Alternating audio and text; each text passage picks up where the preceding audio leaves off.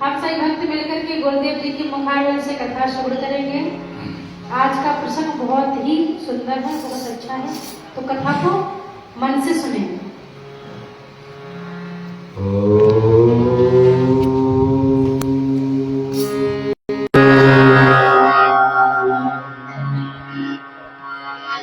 वंदे गुरुपदद्वन्द्वम्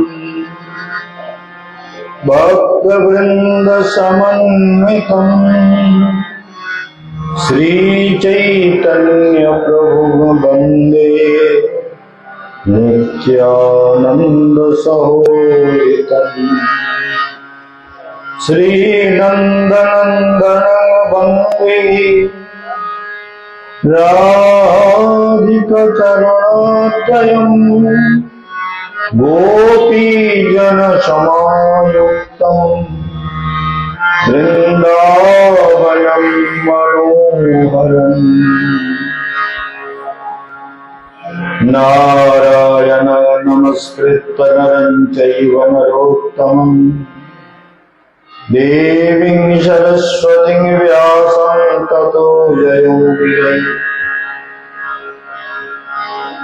यं प्रव्रजन्तमनुपेतमपीतकृत्यम् दैपायन विरह कातराजुहाव पुत्रेति तन्मयतया कर्वयोगिनेषु त्वं सर्वभूतहृदयं मुनिमानतस्मै यं ब्रह्मा वरुणेन्द्र रुद्रमरुतः स्तुन्वन्ति दिव्यैस्तवैः वेदैः साङ्गपदक्रमोपनिषदैः गायन्ति यमसामगाः ध्यानवस्थिततद्गतेन मनसा पश्यन्ति यं योगिनो यस्यान्तर्नो विदुषुरासुरगणः देवाय तस्मै नमः।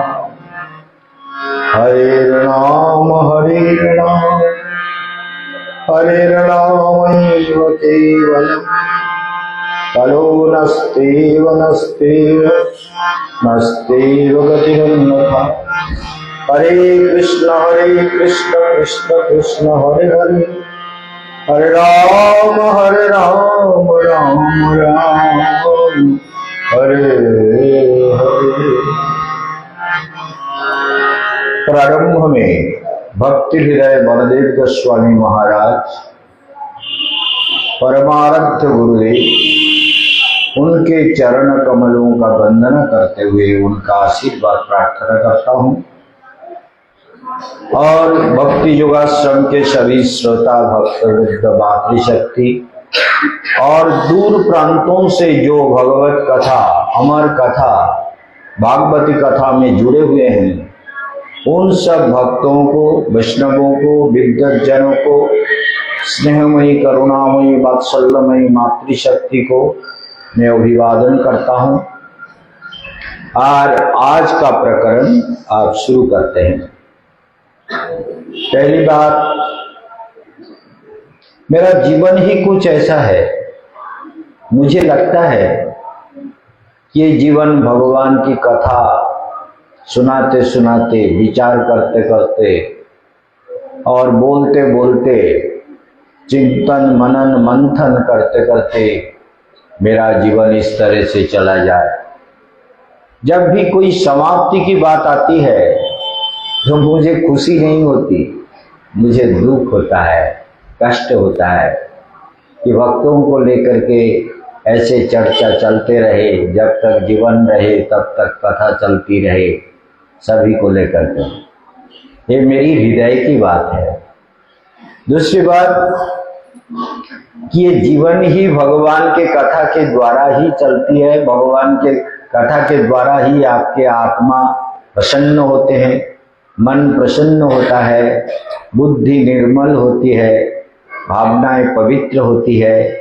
इसलिए कथा सारे क्लांति, सारे कष्ट को दूर करने वाली ये भगवान की कथा है। क माने सुख, थ माने थकावट, थकावट रहित भगवान की कथा। कथा सुनते समय थकावट नहीं होना चाहिए। स्पाइनल कॉर्ड सीधा करके, मन एकाग्र करके, एकदम शांत समाहित होकर भगवान की कथा को श्रवण करने से निश्चित कल्याण होता है। तो जो भी लोग दूर से सुन रहे हैं सबको मेरा अभिवादन है। आज प्रकरण शुरू करते हैं। हम देखते हैं कि करिराज ने भगवान का स्तुति में ना करो। क्यों? बोलने से भगवान कभी सहन नहीं करते। वैष्णव आचार्यों ने कहा कि भगवान के चरण में अपराध हो जाए तो गुरु तो रक्षा करते हैं, लेकिन गुरु या वैष्णव साधु के चरण में अपराध हो जाए तो भगवान भी उसे रक्षा नहीं कर पाते। इसलिए विशेष बात को ध्यान देकर हमें साधना के मार्ग में चलना चाहिए। जो साधु गलत कर रहा है वो गलत कर रहा है, उससे मिलना ही नहीं है, उससे किसी प्रकार संपर्क रखना नहीं है। और जो साधु साधना में, भगवत भजन में समर्पित चित्त है, उन्हीं के आदर्शों का हम श्रद्धा के साथ पालन करें। इस बात को ध्यान रखना बहुत जरूरी है। ओम नमो भगवते तस्मै जतो एक चिदात्मकम पुरुषाय आदिविजाय परेशाय धीमहि। करिराज का पहला श्लोक है। ले जा रहा है, सब चले गए। संसार में कोई किसी के लिए इंतजार नहीं करता, ना हम करते हैं, ना भगवान करते हैं, ना कोई करता है। पुत्र कन्या परिजन जिसे भी आप चाहते हो, कोई भी आपके लिए इंतजार करने वाला नहीं है। और आप किसी के लिए इंतजार करोगे वो भी ठीक नहीं है, क्योंकि इंतजार करने वाला तो भगवान है। और भगवान के लिए आपके जीवन समर्पित होना चाहिए।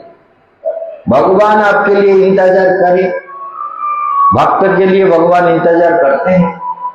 और यही हमारा जीवन का मुख्य लक्ष्य होना चाहिए। क्योंकि जस्मिन निदम जतश्चेदम, ये तो चीद चिदात्मकम। भगवान कैसे है? चिदात्मक है, ज्ञानमय है। करिराज ने जब भगवान को पुकारे तो आचार्यों का कहना है गोविंदम गरुड़ध्वजम, प्रभु आ जाओ, मुझे रक्षा करो। पशुपाश विमक्षणाय, ये पशुपाश से ये जो मगरमच्छ है, कुंभीर है, ये भयंकर काट के प्यार को पकड़ के रखा है। प्रभु हम यही चाहते हैं कि आप हमको मुक्ति दें। संसार में कुछ नहीं चाहिए। करिराज ने ये नहीं कहा कि हमको हमारे पति पत्नी पुत्र संसार परिजन सुख समृद्धि जो भी हम भोग रहे थे वो सब हमको मिल जाए।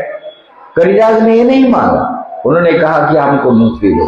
और भगवान को स्तुति कर रहे हैं। उनके स्तुति में जस्मिन्निदं यतश्चेदं येनैदं यैदं स्वयं जो अस्मात् परस्माच्च परम तम प्रपत्ति स्वयं भुवम, जो परम पुरुष है, जो सभी जगह में विद्यमान है, चिदात्मकम ये भाव है।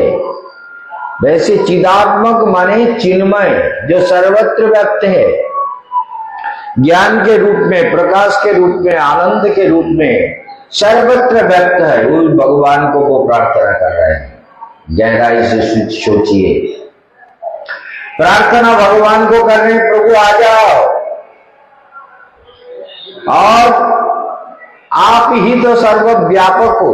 आचार्यों ने कहा कि गो शब्द तो भगवान ने वैकुंठ में सुना था, लेकिन गोविंद शब्द तो कहां सुने?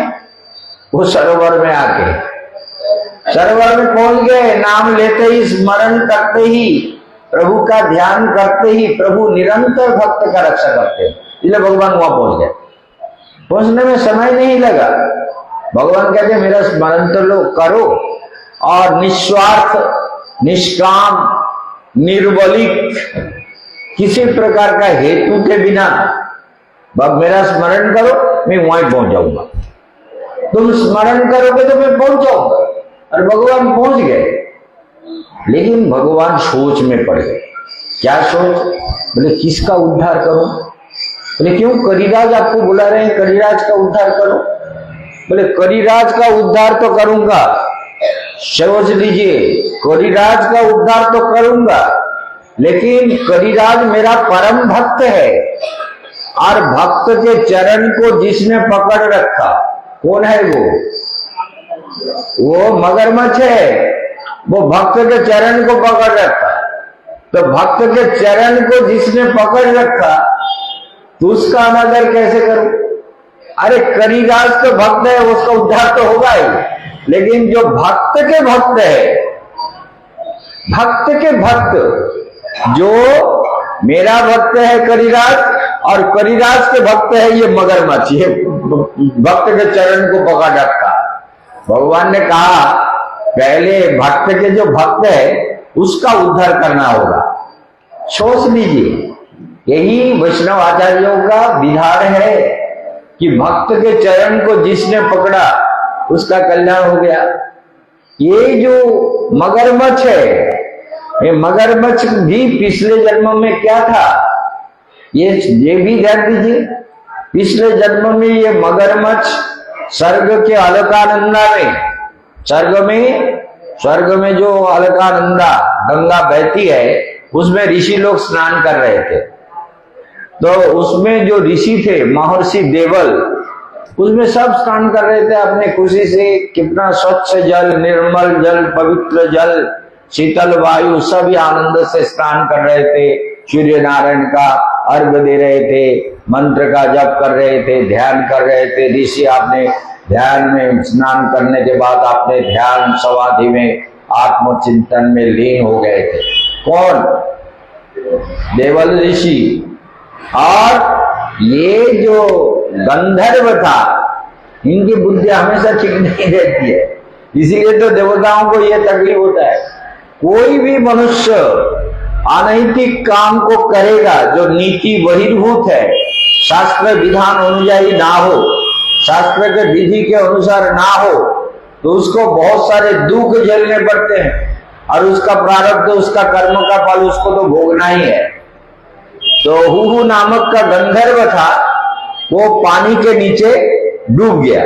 डूब के ऋषि जो मंत्र का जप कर रहे थे, खड़े होके अपने प्रभु का ध्यान कर रहे थे, जाके उनका पैर पकड़ लिया, पैर पकड़ के खींच के ले जाने लगे। ऋषि ने कहा अरे मेरे ध्यान के समय, मेरे पूजन के समय, मेरे मंत्र जप के समय ये क्या हुआ? ये बड़ा गलत है। तो ये गलत है, अरे कोई आया है देखो ना। तो ये बात है,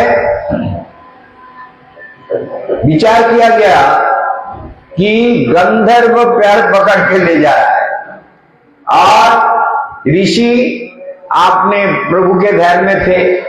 किसी ने कहा क्या मूर्ख है, मेरे पैर पकड़ के ले जा रहा है। तो उन्होंने श्राप दे दिया, अभिशाप दिया कि अरे मूर्ख, तू अगले जन्म में जाके मगरमच्छ बनेगा, क्योंकि ये काम तो मगरमच्छ का है, पैर पकड़ के खींच के ले जाना, तो तू मगरमच्छ बनेगा।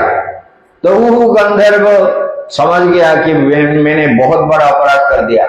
आदमी जब पाप करता है तो अगर सोच विचार करके करे फिर तो जीवन में कोई दुख नहीं है, लेकिन सोच विचार किए बिना जो पाप करता है वो पाप उसके लिए बहुत सारे समस्याओं का कारण बनते हैं।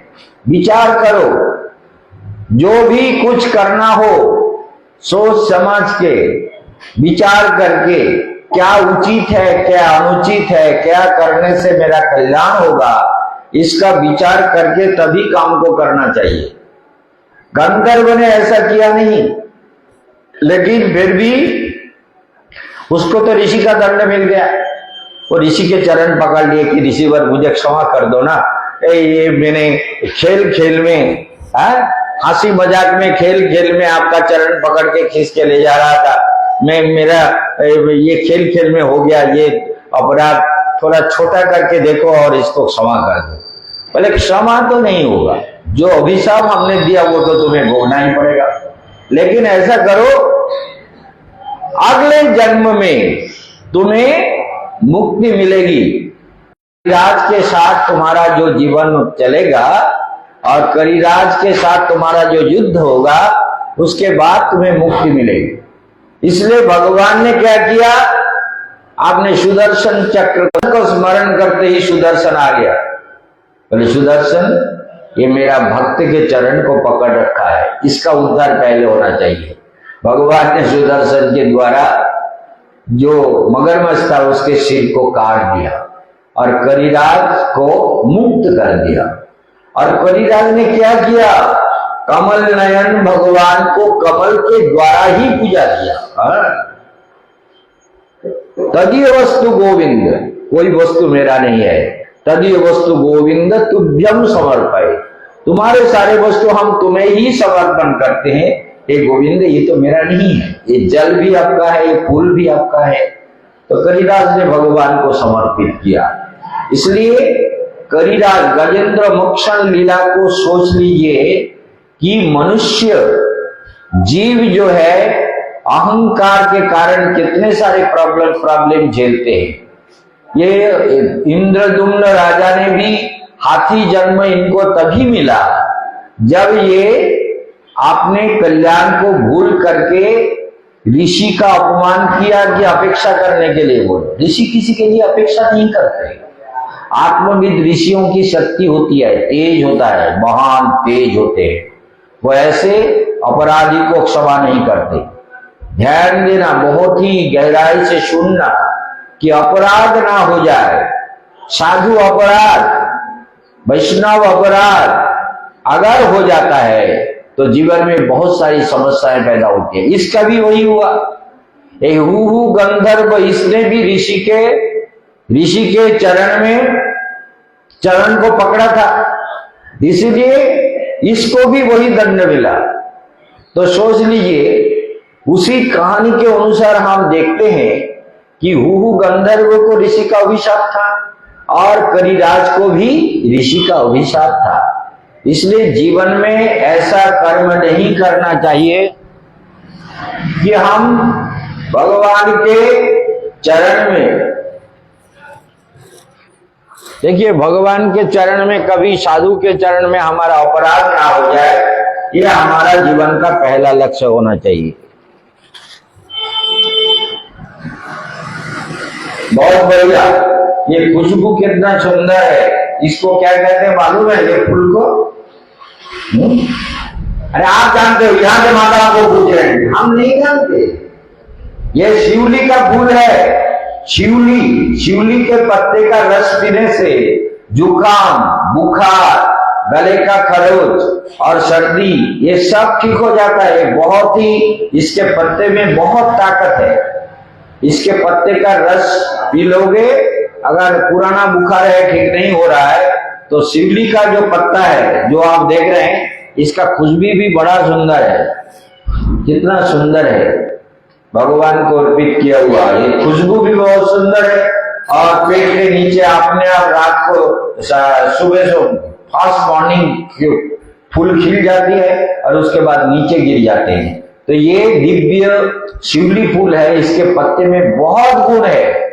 छोटे बच्चे को नहीं पिलाया जा सकता। छोटे बच्चों को अगर सर्दी लग जाता है तो तुलसी पत्ते का रस और शहद मिला के पिलाओ। और जिसका शुगर ना हो, शिवली पत्ते का रस और शहद मिला के पिलाने से अपने आप ठीक हो जाता है। बड़े बड़े डॉक्टर को मैंने प्रमाण करके दिखाया। एक बहुत बड़े डॉक्टर थे, हमारे ट्रस्ट के साथ जुड़े हुए थे और वो रहते थे बाईपास में। तो उनके पत्नी और डॉक्टर दोनों मेरे पास आए। तो वो माता जी खांस रही थी। बोले महाराज जी मेरा खांसी जा ही नहीं रहा है। मेरे पति अपने इतने बड़े डॉक्टर है, मेडिसिन का डॉक्टर है, एमडी है, और वो दवाई दे रहा है और जा नहीं रहा। ये खांसी बड़ा खतरनाक चीज है। खांसी जा नहीं रहा है, बलगम जा नहीं रहा है, मुंह में छाती में भी बलगम भरा हुआ है, सोच लीजिए। तो मैंने कहा माता जी एक काम करो। बोले क्या? बोले डॉक्टर के बात मानोगे कि मेरे बात मानोगे? मैं थोड़ा उल्टा उल्टा बोले नहीं, आपके बात को ही मानूंगी, मैं आपके बात ही मानूंगी, आप बताइए। बोले तुम घर में जाके शिवली का पौधा पेड़ है? बोले है, शिवली है। बोले शिवली के पत्ते उठाकर 15, 16 या 20 पत्ते का रस निकाल लो, लेके उसमें 2 चम्मच शहद डाल दो, मधु पानी डाल दो, देखे उसको पी जाओ। उसको पी जाओ और 3 दिन 4 दिन पियो। फिर वो जो मैंने कह दिया वही करने लगे। मैंने कहा 2 टाइम पीना, सुबह शाम, 2-3 दिन पियो। पीने से क्या हुआ? उनका जो बुखार सा था, सर्दी था, जो खांसी था, जो बलगम था, वो सारे कफ निकल गया। हम लोग मैं बता रहा हूं, सोच लीजिए। केशवानंद महाराज जो कहते हैं वो प्रैक्टिकल करके कहते हैं। इसलिए केशवानंद महाराज के हर बात को मान के चलो, जीवन में खुश रहोगे, बीमारी से भी मुक्त रहोगे। तो मैंने कह दिया तो डॉक्टर के पत्नी ने किया, करके बिल्कुल ठीक हो गई। और सारे आस पड़ोस के लोगों को कहने लगा ये महाराज का दवाई है, ये करो, सर्दी में ये दवाई पियो, ये शिवली पत्ते का रस और शहद मिला करके पी जाओ सुबह सुबह खाली पेट। और संभव हो तो अगर ज्यादा बढ़ गया तो शाम को भी पी सकते हो, नहीं तो सुबह ही पियो, ठीक हो जाओगे एकदम। तो फिर वो माता डॉक्टर और उनके पत्नी फिर मेरे पास आए। डॉक्टर बोले महाराज आपने क्या जादू कर दिया, ये मेरे बारे में कुछ नहीं बोलती, ये तो कहते हैं महाराज जी के दवाई से मैं ठीक हो गई। और सारे आस पड़ोस को यही सिखाती है कि ये डॉक्टर का दवाई मांग लो और यही दवाई पियो, ठीक हो जाओगे। और वास्तव में ठीक हो जाता है। आप खाली सुन रहे हैं, बाहर लाखों लोग सुन रहे हैं। इसलिए जो भी सुन रहा है इसको सुनो कि सर्दी में शिवली पत्ते का रस और शहद मिला करके, अगर शुगर है तो शहद मत मिलाओ, खाली खुंती को गर्म करके, खुंती जिससे आप सब्जी बनाते उसको, लोहे का खुंती गर्म करके, उस बहुत गर्म हो जाए, फिर उस रस में उसमें छुका दो, उसमें थोड़ा सा डाल दो, देने से वो उसका जो दोष है वो कट जाएगा और उसको पी लो, बस एकदम ठीक हो जाओगे। अगर शुगर है तो शहद मत डालो, और शुगर नहीं है तो 2 चम्मच शहद डाल के पी लो, आधा कप रस में 2 चम्मच शहद डाल के पी लो। कड़वा तो होता है लेकिन फायदा इतना होता है कि कल्पना भी नहीं कर सकते। इसलिए ये हमारे करिराज को भी ये प्रॉब्लम हुआ, करिराज के गले में प्रॉब्लम हो गया, खांसी आ गया। करिराज को पानी में लेके जा रहा था, करिराज को छोड़ा दिए। करिराज को, क्योंकि कुंभीर को भगवान ने पहले उद्धार किया, ये जो मगरमच्छ है उसका उद्धार पहले किया। क्यों? वो भक्त के चरण पकड़ रखा था। भक्त के शरण में जो रहेगा, भगवान का शरण लेने का तो हर कोई तैयार है। पूजा करो ना करो, भोग लगाओ ना लगाओ, मन से लगाओ ना लगाओ, भगवान कुछ नहीं देखते। लेकिन भक्त की कृपा हो जाए तो भगवान की कृपा अपने आप हो जाती है। साधक की कृपा हो, महापुरुष की कृपा हो। अब राधे रानी कृपा करो, अरे राधा रानी करेगा या नहीं, तुम दिल से बोल रहे हो कि नहीं राधा रानी तुम्हारे प्रेम, तुम्हारे भाव को ले रहे हैं क्या नहीं, ये तो कोई गारंटी नहीं है। लेकिन अगर साधु संतुष्ट हो जाए, साधु को प्रसन्न किया जाए, साधु को सेवा किया जाए, साधु के मन को भा जाए कि ये भगवान ये भक्तों को कृपा करो। अगर साधु, बांग्ला एक शब्द है सुनिया, ध्यान दीजिए शब्द का, बांग्ला शब्द है सुनिया माने सुनकर, सुनिया मारो दुख वैष्णव ठाकुर আমার কৃষ্ণে আবে দিবেন প্রচুর, বৈষ্ণবের নিবেদনে কৃষ্ণ দয়াময়, এহেন পামর প্রতি হবেন সদয়। सुनिया हमार दुख वैष्णव ठाकुर, मेरे दुखों को सुनकर वैष्णव जन, भगवान के प्रिय भक्त जन भगवान के पास प्रार्थना करते हैं। आमा लागी माने मेरे लिए, आमा लागी माने मेरे लिए कृष्ण आवेदिवेन प्रचुर, कृष्ण के चरण में निवेदन करेंगे, प्रभु ये संसार में भटके हुए प्राणी दुखी है, आत्रिताप यंत्रणा दुखों को भोग रहा है, प्रभु ऐसा करो। तो जब वैष्णव भगवान से प्रार्थना करते हैं, वैष्णवेर निवेदन, वैष्णव का निवेदन, वैष्णव जब प्रार्थना करते हैं, कृष्ण दयामय, दयामय भगवान मेरे प्रति सदैव होंगे, प्रसन्न होंगे, मुझे कृपा करेंगे। इसलिए साधु कृपा पाना जीवन में बहुत जरूरी है। जो केवल भगवान का पूजा करता है, भागवत सुन रहे हो ना, हम तो वहां तक पहुंच नहीं पाएंगे, काल भागवत की कथा समाप्ति हो जाएगी।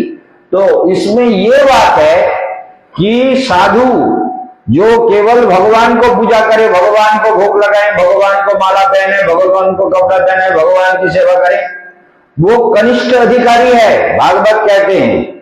अर्चय मेव हरे पूजम जो श्रद्धाय हते नो तद भक्तेषु, खाली हरि का पूजा करता है किंतु हरि के भक्त साधु संतों का सेवा नहीं करता। स्वभक्त प्राकृत स्मृता, वो प्राकृत है, वो कनिष्ठ अधिकार से ऊपर नहीं जा सकता।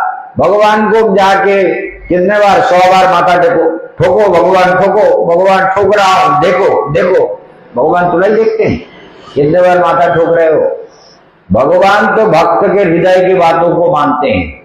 पहले तो ये बात जान लो कि केवल भगवान का पूजा करने वाला भगवान के कृपा के पात्र नहीं होते, और जो द्वितीय दूसरे अधिकार मध्यम श्रेणी के भक्त होते हैं, शास्त्र ज्ञान तो नहीं है लेकिन भगवान को बहुत प्यार करते हैं, बहुत भक्ति करते हैं, भगवान के लिए रोते रहते हैं, एकांतों में प्रार्थना करते रहते हैं, पूजा करते रहते हैं, भगवान के लिए आंसू बहाते हैं, प्रभु मुझे मेरे जीवन को उद्धार कर दो, प्रार्थना कर दो। ये भी उत्तम अधिकारी नहीं होते, इसे कहते हैं मध्यम अधिकारी, मतलब शास्त्र ज्ञान नहीं है, कभी कोई परिस्थिति आई तो बदल जाएगी, पता नहीं भगवान को मैंने इतना सब किया। बहुत मेरे जीवन में से हजारों घटनाएं हैं ना, भले मैंने तो सरस्वती माता का रोज पूजा किया। एक ब्राह्मण का लड़का था, बसीरहाट में उनका मकान है, वहां आसपास में बसीरहाट में मेरे बहुत भक्त है, बहुत से लोग। और वहां पर जो चैतन्य महाप्रभु के 500 साल पूर्ति में जो उत्सव हुआ था, वहां का मुख्य वक्ता मैं था। 3 दिन मैं मुख्य वक्ता के रूप में वहां उपस्थित था, और वहां कम से कम 35-40 हजार लोगों का भीड़ होती थी। प्रोसेशन में 1-1.5 लाख लोगों का भीड़ हुआ था। रोज प्रवचन सुनने के लिए 40,000-50,000 लोग आते थे।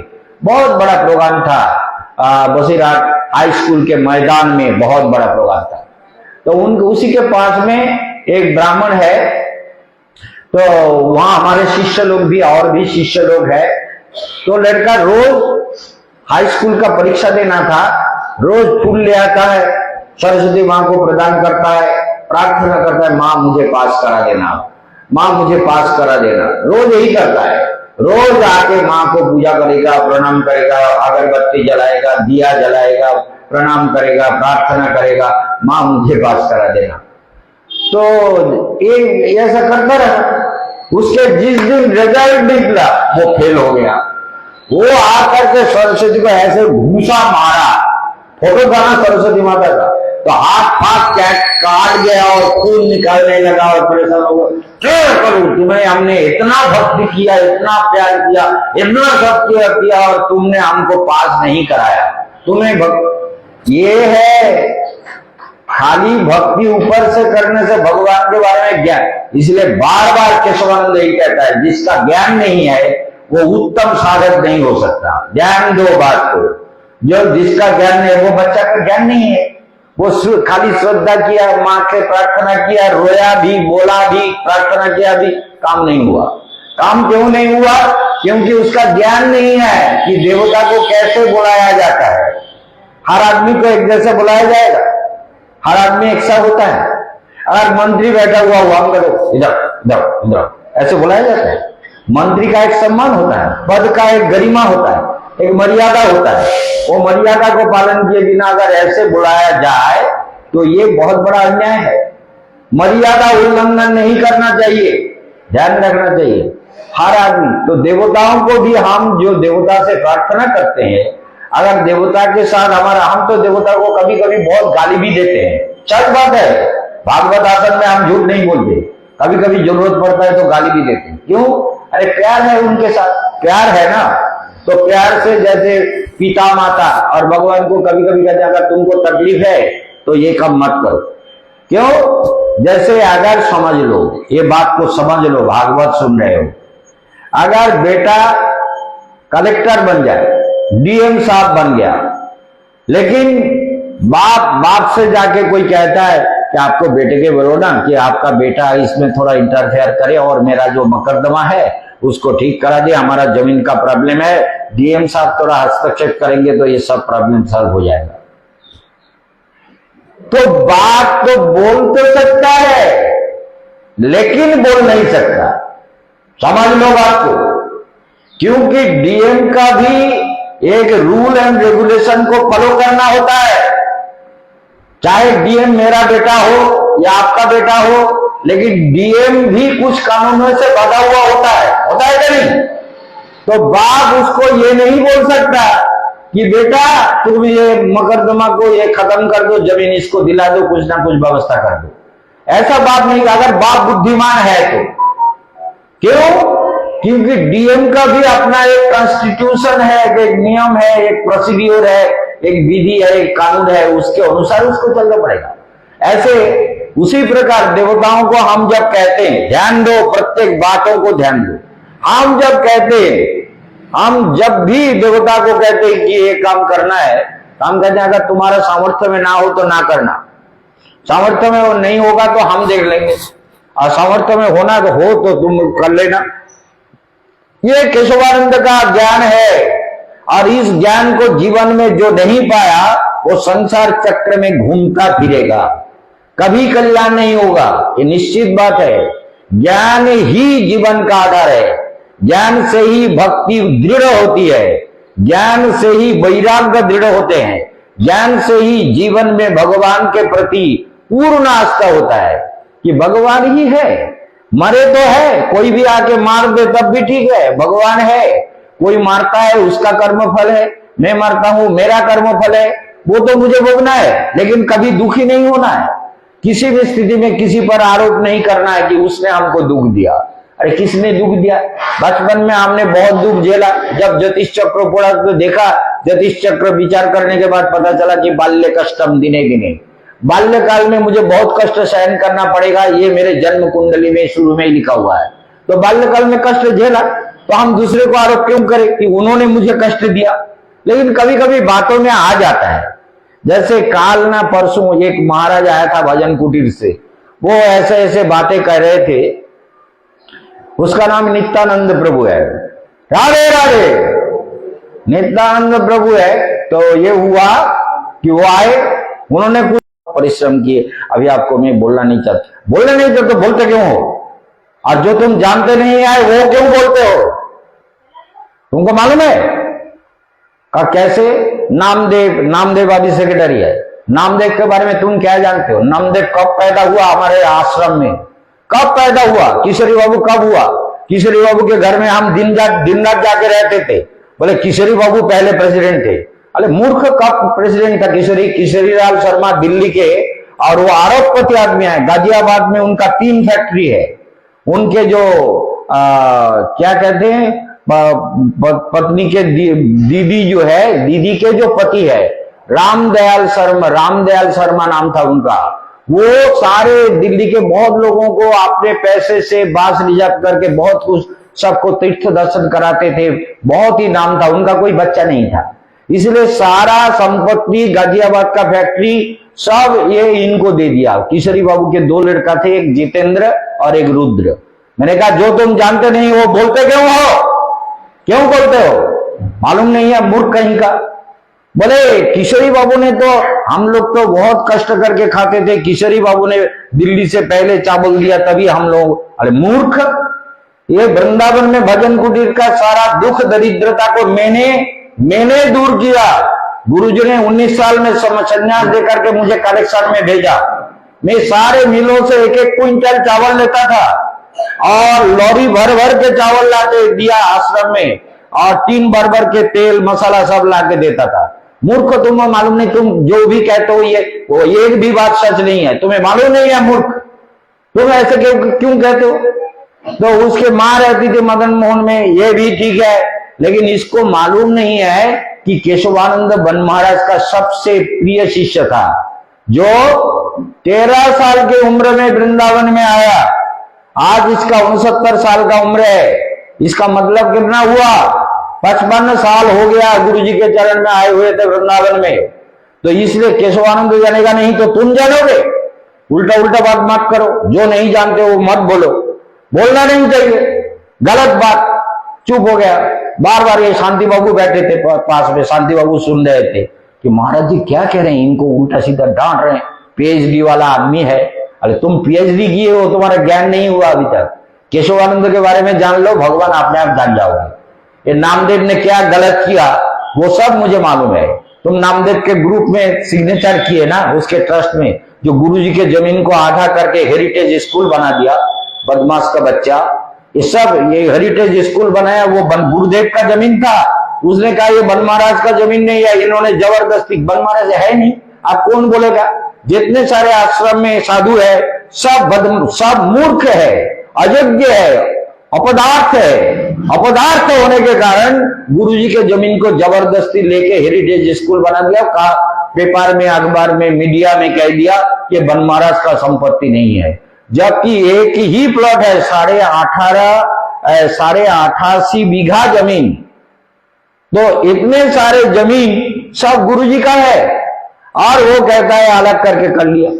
अब यही नित्यानंद जाकर के वही नामदेव के साथ में, नामदेव मुझे भी आके कहा था, यहाँ आया था मेरे पास नामदेव और ये हमारा वो बंदर का क्या, सुभाष बंदर भी आया था।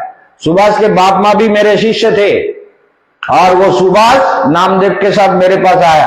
आके ये सुभाष कुछ नहीं बोलने का उसका साहस नहीं है।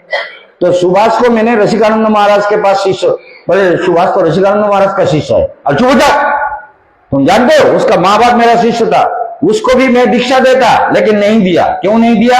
हमने कहा तुम पढ़ना चाहते हो, मैं तो प्रचार में बाहर चला जाता हूँ, कभी नैनीताल, कभी शनिपत, पानीपत, जगाधरी, यमुनानगर, अंबाला, सहारनपुर, कभी किच्छा, पुबाया, बंडा, और इधर से पूरनपुर, ये सारा जगह घूमता था लेक्चर में, प्रचार में।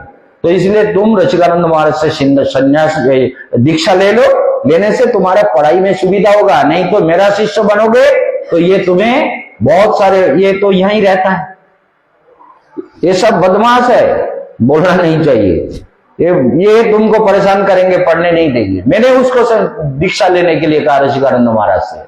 तो इसलिए तो नित्यानंद को मैंने कहा तुम कुछ नहीं जानते, आश्रम का दरिद्रता का कष्ट मैंने दूर किया, और किसी ने नहीं, ना गुरुजी ने ना किसी ने। गुरुजी ने मुझे कहा सारे लोग देने के लिए तैयार है, ये लोग जाते नहीं है, तुम जाओ। मैंने शुरू किया फिरोजाबाद से प्रचार। चलिए, बात को ज्यादा बढ़ाना नहीं चाहता, लेकिन ये वृंदावन की बात है, ये भी होना जरूरी है, क्योंकि ये नामदेव जैसे धूर्त लोग वृंदावन में बहुत है जो लोगों को इस तरह से बन महाराज जैसे महान विभूति को उन्होंने बदनाम कर दिया, अपमान कर दिया। मीडिया के माध्यम से बहुत सारे अपमान गुरु जी को झेलना पड़ा। इसलिए हम बोलने में डरते नहीं है, कोई भी कहते नाम दो, क्योंकि महाराज जी ने कहा आप धूर्त है। अरे उसके सामने ही कहता हूं, मैं किसी को पीछे थोड़ी कहता हूं, सामने कहूंगा।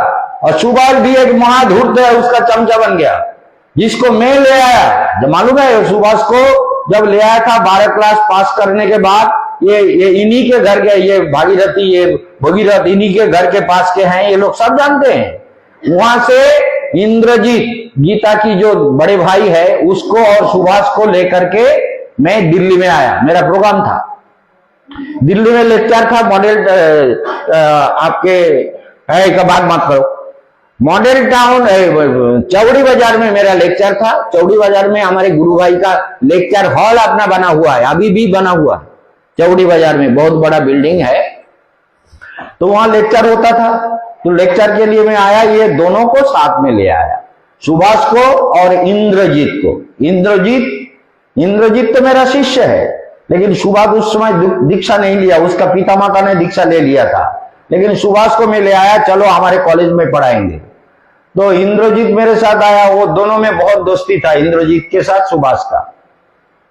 लेकिन बुद्धि जब खराब होती है ना, जैसे सब उदाहरण देने का जरूरत नहीं है, बुद्धि खराब होने से आदमी, वो इंद्रजीत के साथ इतना मित्रता था, दोनों को एक साथ ले आया नैनीताल से, दिल्ली में रखा मेरे साथ। वहां 3 दिन लेक्चर हुआ, लेक्चर के बाद उनको लेकर के मैं वृंदावन आया। वृंदावन में आके हमारे यादव जी को मैंने कहा, यादव जी ये हमारे मदनलाल जी यादव जो है यहाँ पुरजा का, और एक यादव जी है प्रोफेसर, आए थे एक दिन और नहीं आ पा रहे हैं, उम्र ज्यादा हो गया है। तो वो यादव जी को मैंने कहा इसका एडमिशन कराना है, तो उन्होंने एडमिशन करा दिया। 2 अंडमान का शिष्य का लड़का लड़की आए थे, उनको भी एडमिशन कराया यादव जी के द्वारा, और उनको रहने के लिए गीता मंदिर में व्यवस्था करा दिया था यादव जी के द्वारा, प्रोफेसर यादव के द्वारा। वो हमारा फिलोसॉफी का प्रोफेसर था हमारे कॉलेज में। तो ये सब बातें हैं जो मैंने उनको कहा, तुमको कुछ नहीं मालूम, तुम बिल्कुल मूर्ख हो। और आश्रम के बारे में मेरे माँ के साथ मतलब नाना के घर का कहानी माँ को सुनाओगे, हमें सुनाओगे, हम सब जानते हैं क्या स्थिति है। तो ऐसे जीवन में बहुत कुछ जानना भी जरूरी है। और करिराज भगवान को स्तुति कर रहे हैं, प्रभु मुक्त कर दो। भगवान ने पहले कुंभीर को मुक्त किया, दिव्य रूप गंधर्व रूप में प्रकट हो गया, सिर को काट दिया, तो गंधर्व उद्धार हुआ ना, पहले करिराज का नहीं, गंधर्व का उद्धार हो गया। दिव्य रूप धारण करके भगवान को स्तव करने लगे। कुबेरात्मजौबद्ध मूर्ते यद्वत्, कुबेर का पुत्र भी भगवान को करांजलि में भगवान को स्तुति किया। ये पराशर संहिता का श्लोक है जो हम लोग रोज पर नमामीश्वरम सच्चिदानंद रूपम लसत कुंडलम गोकुले विराजमानम, ये दामोदर व्रत में जो श्लोक पढ़ते हैं, महर्षि पराशर ने ये पराशर संहिता में दामोदर अष्टक का वर्णन किया। छोड़िए बात को, आगे चलते हैं, देखते हैं क्या प्रकरण आता है। तो करिराज ने बहुत स्तुति किया। माद्रिक प्रपन्न पशुपाश विमक्षणाय मुक्ताय भूरिकरणाय नमो अलयाय संशेन सर्वत भुम्नसि प्रतीत प्रत्यक ददे भगवते बृहते नमस्ते। हे बृहत, हे असीम, हे अनंत, आप तो सर्वव्यापक है। आपको मैं ये कमल लेकर और क्या दूं? कमलापति, मेरे पास तो अभी कुछ नहीं है, पूजा करने का सामग्री नहीं है, ये जल है और ये कमल है, सरोवर से कमल उठा लिया। प्रभु ये आपके चरण में अर्पित करता हूं। नारायण आ गए, गंधर्व को मुक्त किया। करिराज को बोले, करिराज वो तुम्हारा अभिशाप आज समाप्त हो गया। ऋषि के अभिशाप से जो गजराज का जन्म तुम्हें मिला था, ये गजराज जन्म से तुमको मुक्ति मिल गई और भगवान उनको मुक्त करा दिया। सारे दुखों से मुक्त होके करिराज भगवान के धाम को प्राप्त किया। इसलिए सोचिए, जो भगवान के चरण में शरण लेता है और भक्त में कोई कीमत नहीं है। कपट, भागवत कहते हैं, देखो, निर्मत शरणाम धर्म प्रज्जित कैतव, कैतव माने कपटता। भागवत धर्म का पालन करना हो तो कपट बुद्धि को हृदय से निकाल से मैंने पाला झाड़ लिया। अब हमारा कोई कपटता नहीं है, कोई कुछ चाहिए नहीं। प्रभु आप, मैं आपके शरण में हूं। ये देख लो ना, इसको फ्लाइट मोड में नहीं किया गया आज, तो इसलिए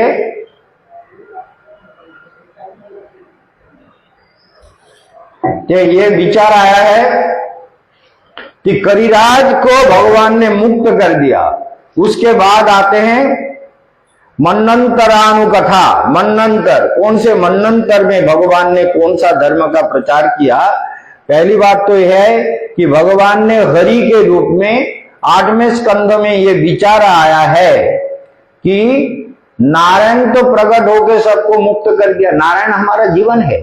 नारायण, नारायण में सारे विश्व का समाहित स्थिति है। इसलिए नारायण के भक्तों को जुड़ जाना चाहिए, भगवान के साथ जुड़ा रहो निरंतर। अरे मर तो जाएंगी, आज मरे चाहे कल मरे कोई बात नहीं, लेकिन आनंद से मरो, दुख से नहीं, अशांति से नहीं, चिंता करते करते नहीं। वासनाओं में फंसा हुआ मरोगे तो फिर जन्म होगा, फिर दुख होगा, फिर मृत्यु होगी, फिर मां के गर्भों में जाओगे, वहां भी सारे तकलीफें झेलने पड़ेंगे।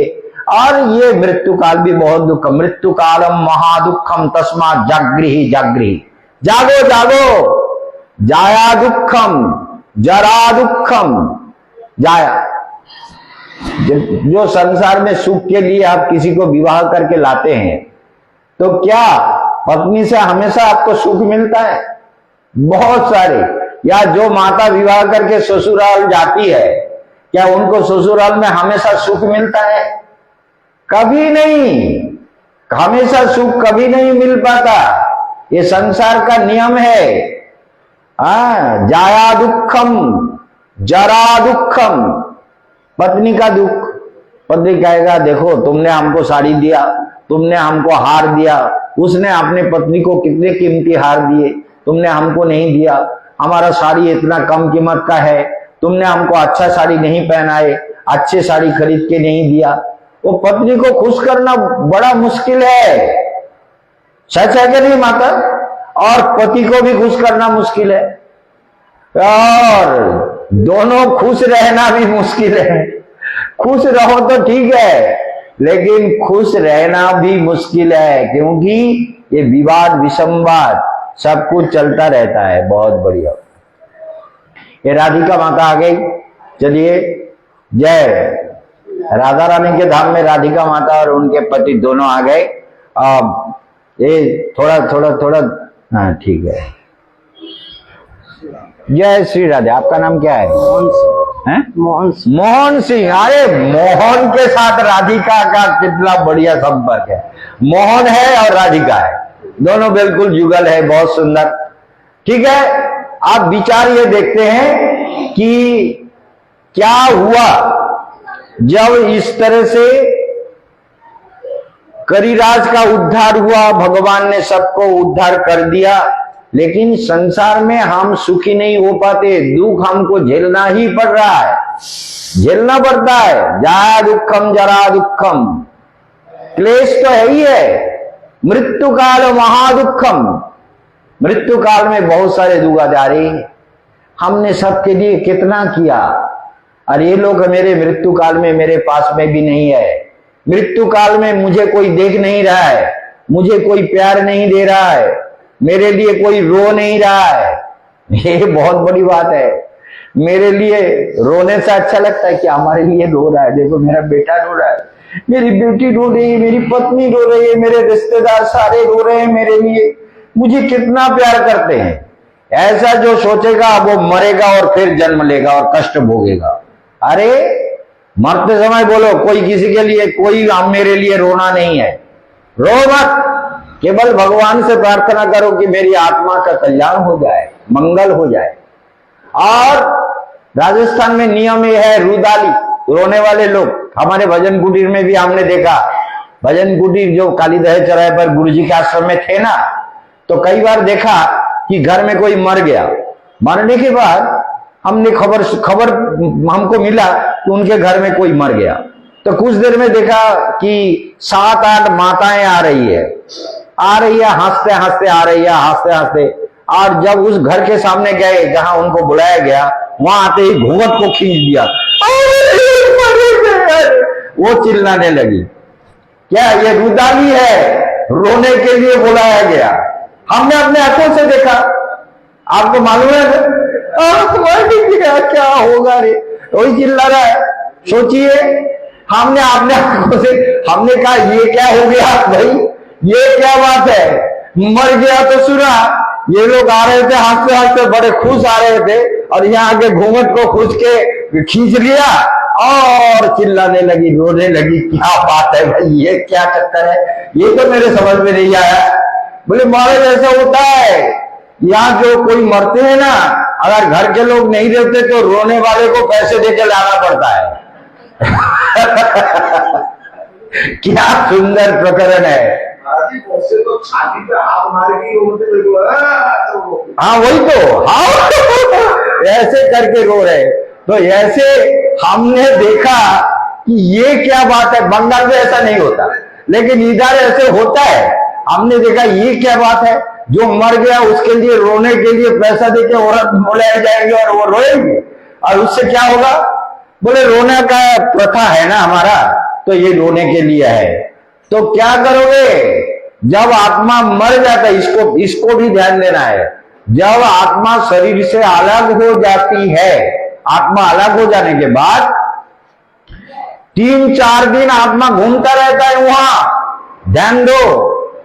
और वो आत्मा बिल्कुल उलट जाता है, पलट जाता है। वो पहले समझो कि कोई भी हो, अगर उसके मरते समय 2 पाक 3 पाक दोष लग गया है, दोष से मृत्यु हुई है, तो मरने के बाद घर में लोगों को परेशान करता रहता है।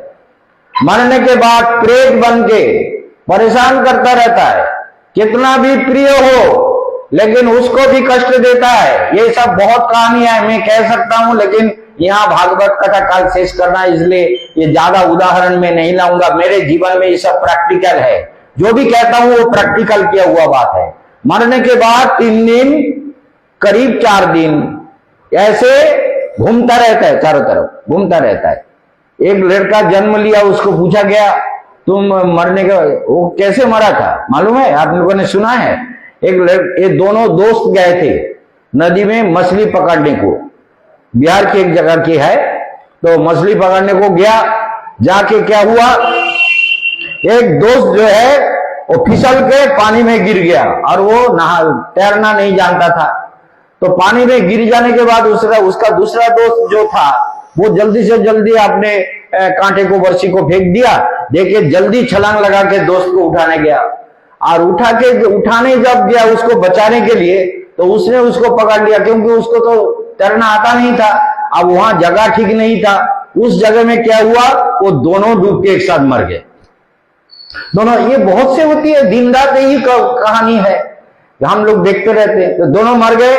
तो जो लड़का मर गया वो आके फिर उसी घर में 3 दिन सीढ़ी के ऊपर बैठा रहा, जो मर गया था 3 दिन। जब वो जन्म लिया, उसी घर में जन्म लिया, बोले वो बोलने लगे कि ये तो उसके जो चाची है वो उसके भाभी लगता था पहले।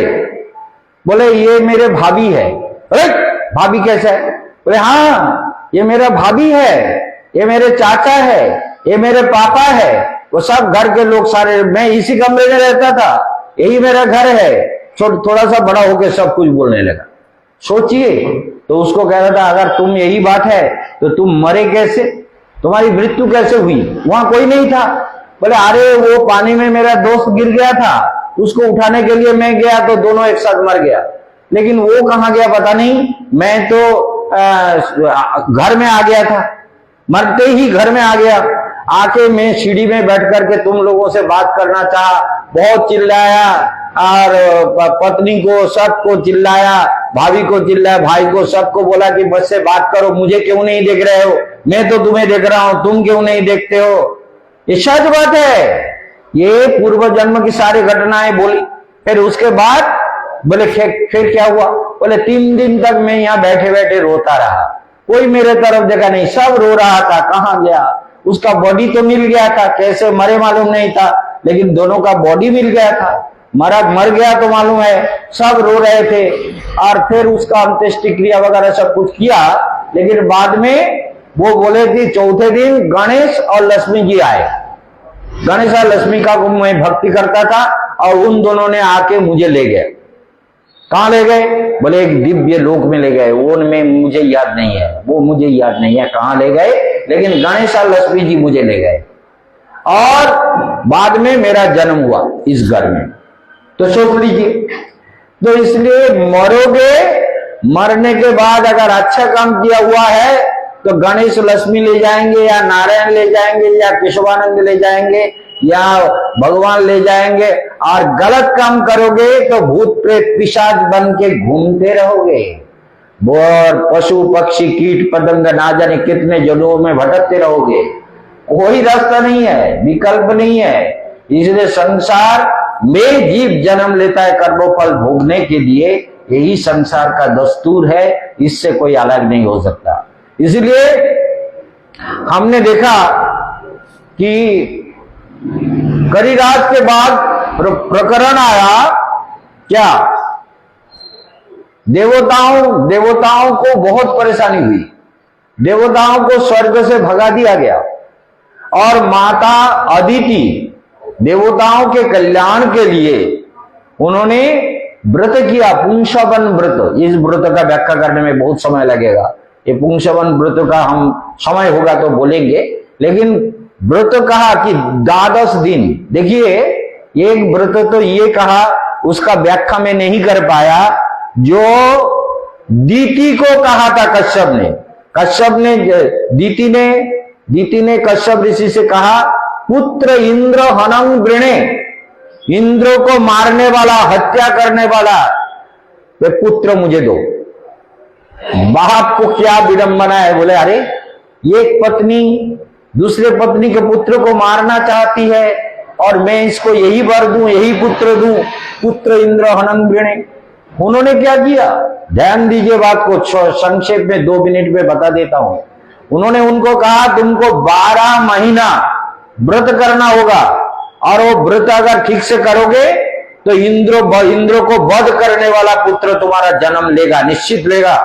लेकिन 12 महीने व्रत में कोई खंडित ना हो, नखूनों को मत काटो और कपड़े को मत धो, एक ही कपड़े में रहना है, और भोजन खाली दिन में एक ही बार करना है, और वो भी नियम के अनुसार। और रोज विष्णु का पूजा सुबह उठ करके एकदम ब्रह्म मुहूर्त में उठो, और ब्रह्म मुहूर्त का टाइम होता है सूर्य उदय से 2 घंटा पहले का टाइम है। सूर्य उदय से 3:56 से लेकर के 4:06 तक पृथ्वी में बृहस्पति का लाइट आती है, बृहस्पति का प्रकाश आता है।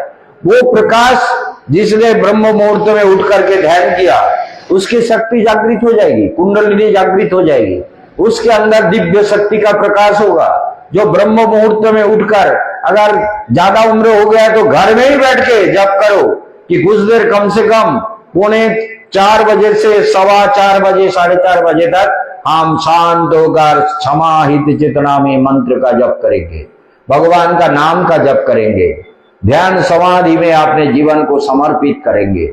ये अभ्यास करो, ये अभ्यास से ही अल्प काल में बहुत कुछ मिलने लगेगा। ये ब्रह्म मुहूर्त काल को बहुत विशेष माना गया। ब्रह्म मुहूर्त काल में जो भी नियम का पालन करता है, अगर मौन व्रत का पालन करो, मंत्र का जप करो तो बहुत शक्ति मिलती है।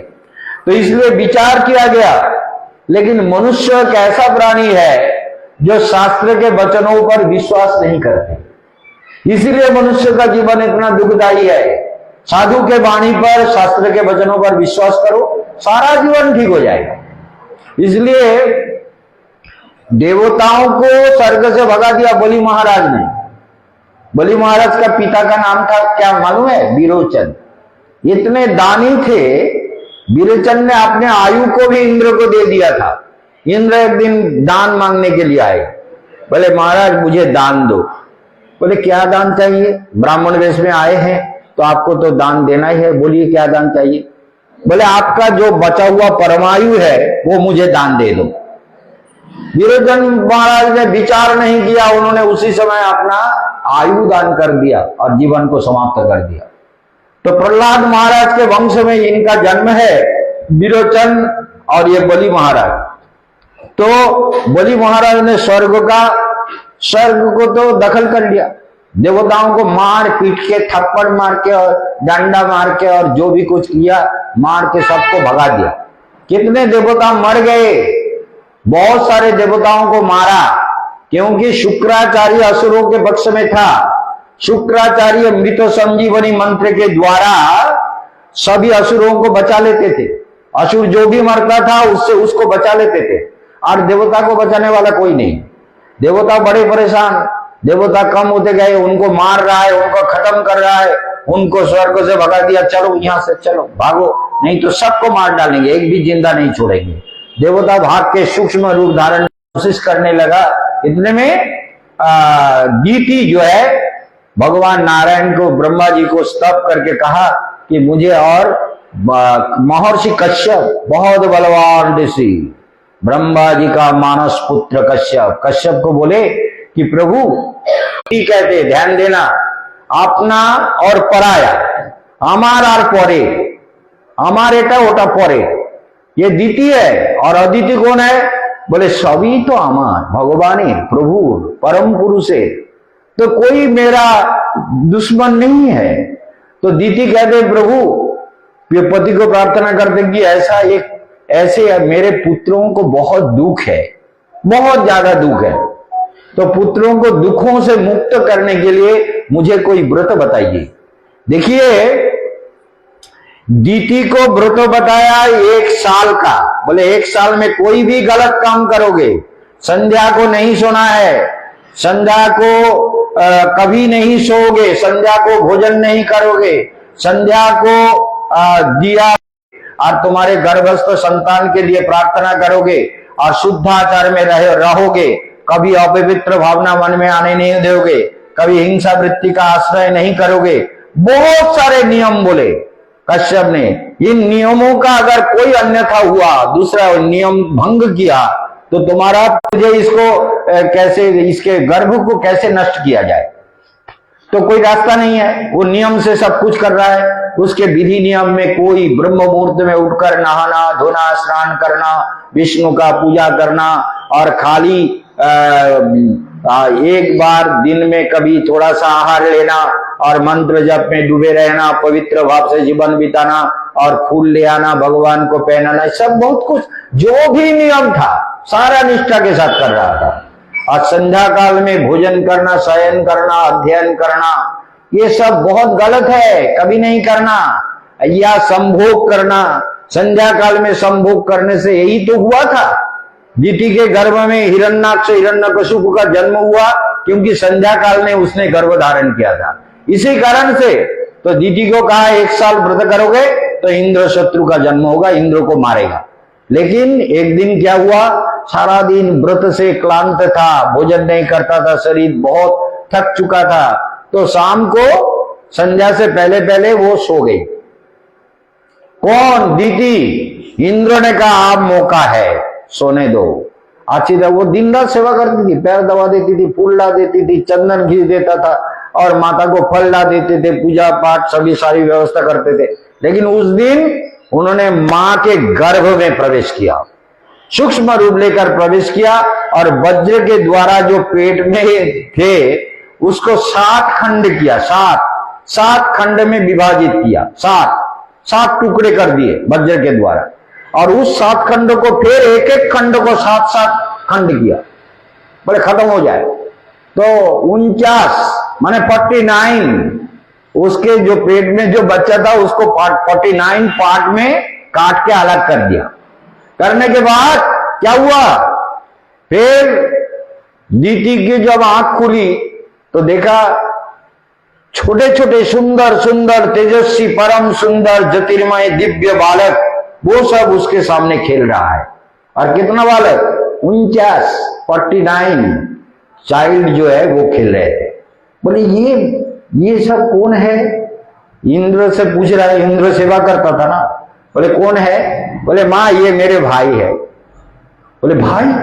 कहां से तुम्हारा तो इतने भाई कहां से आया, अभी अभी इतना छोटा छोटा बच्चा, छोटा छोटा भाई कहां से? बोले मां, आपके पेट में जो भाई थे ना, वो भाई को मैंने 49 खंडों में काट डाला, और वही सब, क्योंकि वो ऋषि का आशीर्वाद था, तो कोई मरा नहीं, तो सब मेरा मित्र हो गया, मेरा भाई हो गया। इसलिए मां, आप व्रत करो, जो करो करो, अब मैं भाइयों को लेकर के स्वर्ग में चलता हूं। ये मरुदगण कहते हैं, मरुदगण 49 मरुदगणों को लेकर के इंद्र चले गए। इसी तरह देखिए दोनों की भावना कैसी है। एक दीति कहती है इंद्र को मारने वाला पुत्र हो, और अदिति कहती है कि हमारे पुत्रों का सबका कल्याण हो, ऐसा पुत्र दीजिए। तभी कश्यप ने कहा कि 12 दिन तुमको व्रत करना होगा। मार्गशीर्ष महीने में अगर 12 दिन तुम व्रत करोगे, पयव्रत, क्या करना है? शरीर में शुकर के द्वारा जो उठाए हुए मिट्टी है, उस मिट्टी को शरीर में लेपना है। सारे शरीर में मिट्टी को लेपो, और दिन भर के बाद स्नान करके शुद्धाचार में विष्णु का पूजा करके खाली दूध पीना है और कुछ नहीं। एक बार ये 12 दिन व्रत करोगे तो तुम्हारा संकल्प पूर्ण करने के लिए भगवान कोई रास्ता निकालेंगे। और इसीलिए ये सब प्रकरण आया है कि देवताओं ने ब्रह्मा जी और नारायण के पास प्रार्थना किया कि प्रभु क्या किया जाए, हमारा राज्य तो चला गया, सब कुछ दखल कर लिया, तो आप कोई रास्ता दिखाइए, ध्यान दीजिए। तो भगवान ने कहा ऐसा करो, काले नानुगृहीतई, काले ना अनुगृहीतई, बात को ध्यान देकर सुनिए। ये असुरों को तुम पराजित नहीं कर सकते। क्यों? क्योंकि जो गुरु सेवा करता है ठीक से, गुरु सेवा करने वाले को ठीक से गुरु का सेवा करे, कोई अपराध ना करे, अन्याय ना करे, तो ऐसे को पराजित करना संभव नहीं है। इसलिए तुमको एक बात समझना होगा। भगवान ने कहा कि तुमने जो अपराध किया है तो तुम कैसे इससे बच सकते हो। ध्यान देकर बात को सुनिए कि पहली बात तो ये है कि भगवान के इस भूमिका में एक तो प्रश्न ये आया कि हम जो भगवान के सामने प्रार्थना करते हैं वो पूरी होती है या नहीं होती है। पहले तो ये दीति और अदिति दोनों में विवाद, और दोनों के विवाद के द्वारा जो भी कुछ हो रहा है ये ठीक नहीं हो रहा है। लेकिन देवताओं ने भगवान से प्रार्थना किया, प्रभु कोई कल्याण का मार्ग बताइए। तो भगवान ने कहा कालेन अनुगृहीतई, काल उनके फेवर में है। इस बात को ध्यान दीजिए, काल जिसके फेवर में होता है उसको कोई हरा नहीं सकता। काल जिसके फेवर में होगा, काल अगर अनुकूल में है, ग्रह अगर अनुकूल में है, काल अगर अनुकूल में है, तो हम किसी भी हालत में पराजित नहीं होंगे। जैसे भगवान कृष्ण का जो ग्रह चक्र, राशि चक्र हम लोग विचार करते हैं, उसमें देखते हैं शत्रु अपने आप संहार होगा। भगवान ने कहा मामी बहुत रो रही थी ना, अस्थि और प्राप्ति, कंस का 2 पत्नी थी, दोनों रो रही थी। बोले तुमने हमारे पति को मार डाला, तुम हमारे भंजे हो, और तो तुमने भंजे ना क्या है, क्या कहते हैं, भांजा है, तो तुम महाराज के भंजे हो, हमारे भी भंजे हो, तो तुमने मामा को कैसे मार डाला। तो भगवान ने कहा मामी हमने नहीं मारा, हम आए छलांग लगा के ऊपर मामा के गले मिलने के लिए ना, मामा तो डर के मारे गिर के मर गया। डर के मारे मामा सोच रहा था कि ये मुझे मार डालेगा, इसी डर के मारे इतने ऊंचे से गिरे और मर गए। बहुत डर था मामा को। मम्मी बोले हाँ डर तो था, वो रात को भी चिल्लाता था, वो कृष्ण आ गया, वो देवकी पुत्र आ गया, मुझे मार डालेगा, दिन रात यही चिल्लाता था। और भोजन करते करते कभी कभी चंक चौंक जाता था, क्या है मुझे मारेगा। तो इसीलिए बोले इसीलिए तो मर गया, हमने कहा मारा। तो जिनका ग्रह बलवान होता है, कृष्ण का जैसे राहु जो बहुत बलवान होता है ना, जिसका राहु बलवान होता है उसका कोई कुछ बिगड़ नहीं सकता। कृष्ण का राहु बलवान था, छठे घर में राहु बैठे थे, मेरा भी छठे घर में राहु बैठा हुआ है, इसलिए मैं जो भी कुछ कहूं वो तो होकर रहेगा। और उसके साथ में थोड़ा गुरु भी बैठ गया। गुरु बैठने से थोड़ा शत्रु जो होता है, दुश्मन जो होता है, थोड़ा बलवान भी होता है, ये प्रॉब्लम है। तो इसलिए कृष्ण के राशि चक्र को देखते हैं, तो इसलिए देखा गया ध्यान दीजिए बात को, कि भगवान ने कहा काले न अनुगृहित तस्मात् संधेय विधीयता। एक काम करो, असुरों के साथ मित्रता करो, संधि करो, संधि करो, मित्रता करो, मित्रता करो, क्योंकि लड़ाई करके तुम जीत नहीं सकते, क्योंकि वो गुरु सेवा परायण है। गुरु का सेवा जो करता है वो बलवान होता है। नायम आत्मा बलहीन न लभ्य, क्योंकि ये शुक्राचार्य का सेवा करता है। गुरु जो कहता है वही करता है, गुरु के आदेश को पालन करता है, इसलिए असुर होने पर भी तुम इसको हरा नहीं सकते। बोले अच्छा, तो क्या करें? बोले एक ही काम कर सकते हो, उनके साथ मित्रता कर लो। क्या गुरु साहब? हाँ, सारे संपत्ति हमें प्राप्त होंगे, हम बहुत धनशाली हो जाएंगे, तो हम सब मिल करके क्या करें? समुद्र का मंथन करें। मंथन प्रस्ताव लेके जाओ। बलि महाराज ने देखा देवता आ रहे हैं सफेद झंडा लेकर के। सफेद झंडा माने आत्मसमर्पण।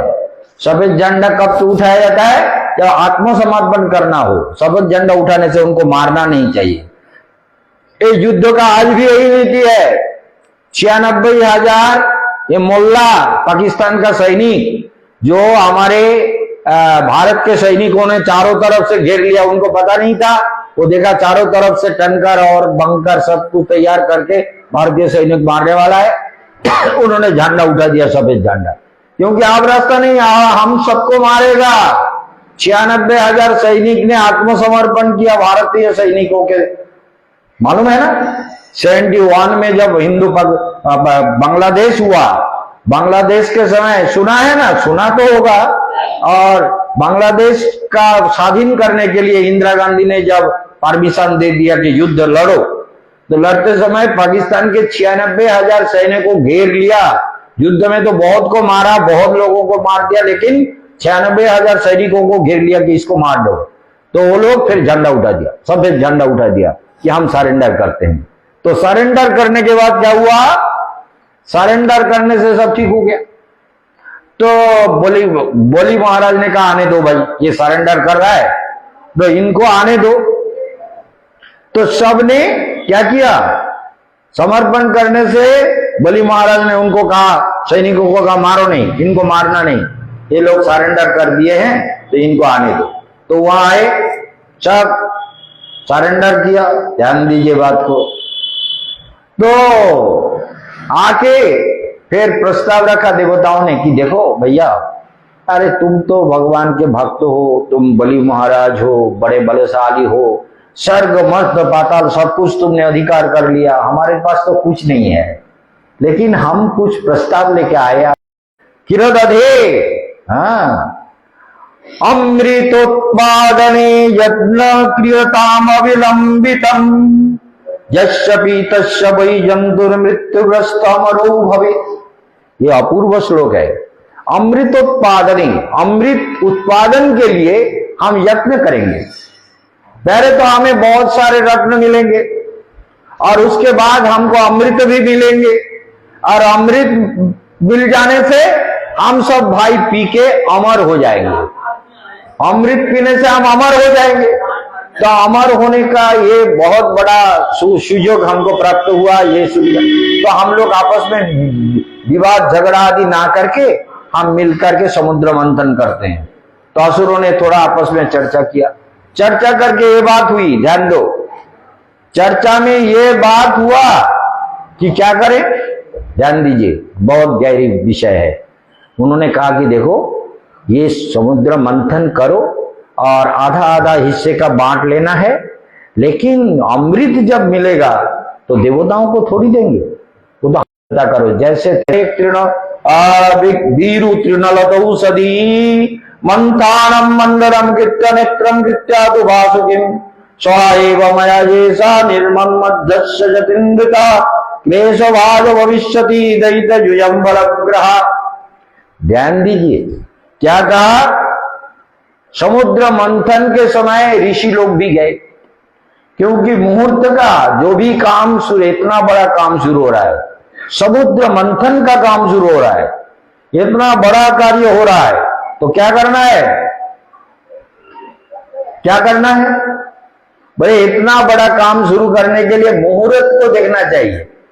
अगर राहु काल में शुरू हो गया, अगर अशुद्ध काल में शुरू हो गया, अगर अशुभ तिथि में शुरू हो गया, तो ये कार्य संपन्न नहीं होगा। इससे बहुत सारे विवाद, बहुत सारे अशांति, बहुत सारे झगड़े, बहुत सारे झमेला झंझट पैदा हो जाएंगे। तो इसलिए ये पहले ऋषियों को बुलाया गया। यही हमारा भारत का ऐतिह्य है। शादी के लिए पिता के पितृ तर्पण के लिए, पिता के पिंडदान के लिए सब हम क्या करते हैं, विद्वान ब्राह्मणों को बुलाते हैं, उनसे उपदेश लेते हैं क्या करना चाहिए। यही प्राचीन पद्धति है, यही वेद का शिक्षा है, यही भारत का नित्य कृत्य है और यही भारत के मनुष्यों का जीवन है। इसको हमें याद रखना चाहिए। तो क्या हुआ, ऋषि लोग आए और उन्होंने कहा समुद्र मंथन करोगे, ठीक है, हम औषधि वृक्ष देते हैं। लेकिन अध्यात्म विचार यही कहता है, सोच लीजिए, हमारे अंदर दो वृत्तियां हैं, हमारे अंदर दैव आसुरेवच, एक आसुरी वृत्ति है और एक दैवी वृत्ति है। आसुरी भावनाएं जो है वो हमको भोग की ओर प्रेरित करती है, दैवी भावना हमारे साधना के ओर प्रेरित करती है। और यही दो विवाद हमारे अंदर निरंतर चलता रहता है। देवासुर संग्राम, मन कभी कहता है भजन करें, ठीक है, ध्यान करें, मंत्र जप करे, कीर्तन करे, पूजन करे, गुरु के आदेश का पालन करे, कभी मन उल्टा भागता है, उल्टे रास्ते में दौड़ता है, कभी उल्टे रास्ते में दौड़ता है कि नहीं ये सब अरे छोड़ो बाद में कर लेंगे, कभी ना कभी कर लेंगे। तो इसलिए ये आसुरी वृत्ति और दैवी वृत्ति दोनों का विवाद ही हमारे अंदर होता रहता है, दोनों का विवाद निरंतर चलता रहता है। ध्यान दीजिए, और इसीलिए दोनों में मित्रता होना चाहिए। अगर असुरी वृत्ति और दैवी वृत्ति दोनों में विवाद ना हो, दोनों में मित्रता हो, ध्यान दीजिए बात को, आपके हृदय अगर एक हो जाए, हाँ, ध्यान दीजिए माता, भागवत सुन रहे हैं, भागवत में ही कहा गया कि एक ही नदी, एक ही नदी दोनों तरफ बहती है एट ए टाइम, एक ही समय में, उत्तर दिशा में और पूर्व दिशा में, दो पश्चिम दिशा में और पूर्व दिशा, दोनों तरफ बहती है। ये एक ही समय में एट ए टाइम दोनों तरफ बहने वाली नदी, वो क्या है, चित्त नदी, मनुष्य का चित्त नदी, चित्त नदी, चित्त रूपी नदी कभी तो पाप के तरफ दौड़ेगा, कभी पुण्य के तरफ दौड़ेगा, कभी कल्याण के तरफ, बहुत ही कल्याणाय बहुत ही पापाय, कभी कल्याण की ओर दौड़ेगा, कभी पाप की ओर दौड़ेगा। मन यही है, इसीलिए तो संसार में दुख है। अगर मन को बैलेंस कर लिया, महाराज जी के भागवत कथा को याद कर लिया और इसको टेलीविजन में, आपने फोन में तो आपको हमेशा मिलता रहेगा। ये हम लोग यूट्यूब में डाल रहे हैं, हजारों लेक्चर है यूट्यूब में, मेरा हजारों लेक्चर। अगर यूट्यूब में देख लोगे, भक्ति योगाश्रम ट्रस्ट को सब्सक्राइब कर लोगे तो ये प्रोग्राम मिलता रहेगा। उसमें से जो अच्छा लगे उसको सुनो, सोचो, विचार करो, जीवन सुंदर हो जाएगा। तो देवता और असुरों में मित्रता ना होने से अमृत नहीं मिलते। इसलिए हमारा मन में जो विवाद है, एक काम की ओर दौड़ता है, एक भक्ति की ओर दौड़ता है, लेकिन दोनों सक्सेस नहीं होते, दोनों में विवाद लगा रहता है। कभी मन कहता है भक्ति की ओर दौड़ो, कभी मन कहता है नहीं भोग की ओर दौड़ो, भोग कर लो, विषय को भोग लो, सुख को भोग लो, दुनिया के सुख सुविधा में भोग। तो इसमें दोनों में मित्रता होना चाहिए। भैया शांत हो जाओ, अमृतमय प्रभु के भजन में लग जाओ, मन को शांत करो, मन को समाहित करो, मन को भगवत भजन में गहराई से लगाओ। यही जीवन है, यही कल्याण का मार्ग है। इसलिए देवता असुरों में मित्रता हुआ और भगवान ने क्या कहा कि समुद्र हमारा हृदय है, हृदय को मंथन करोगे तो अमृत अपने आप निकल आएगा। भगवान निकाल आएंगे। अमृत क्या, अमृत तो बहुत छोटी चीज है। हृदय को मंथन करोगे तो भगवान स्वयं प्रकट हो जाएंगे, स्वयं। इसलिए मंथन करो। देखिए क्या कहा, मंदार पर्वत। पहले क्या है, बोले भोजन करना है। भोजन ना करोगे तो शरीर टिकेगा नहीं, तो भजन कैसे करोगे? भूखे भजन नहीं होए गोपाल। तो भोजन तो करना है। कैसे भोजन करोगे?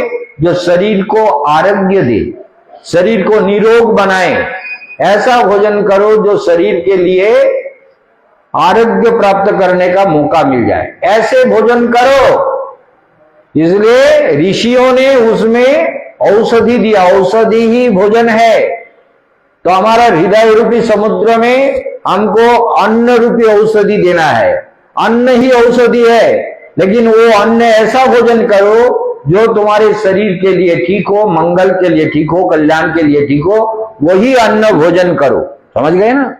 इसको ध्यान देना है कि हृदय ही समुद्र है। हृदय को मंथन करने से अमृत मिलेगा, भगवान मिलेगा, सब कुछ मिलेगा।